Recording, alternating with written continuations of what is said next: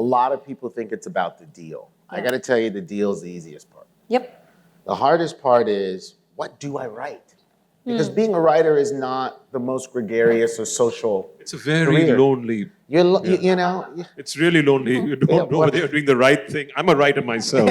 I'm a life member of the SWA. I know how hard it is. You know, so when I wake up in the morning, I have a list of all my clients I'm calling because, you know, unlike me, I'm talking to 1,000 people a day. You know, they're sitting in front of that laptop and they're deciding what part of the story they're downloading that day. And for us, our job is to inform what's happening in the business. What are the stories that are selling? What should you be thinking about?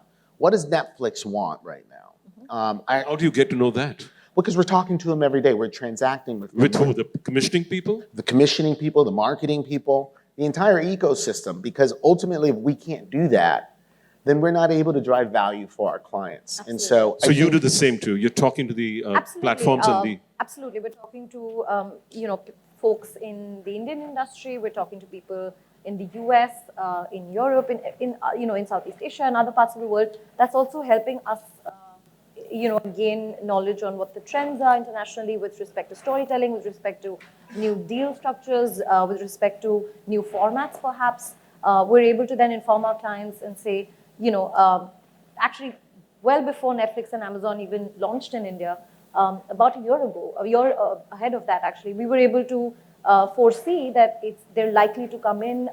The Indian, entertainment ecosystem is going to get this whole new beast.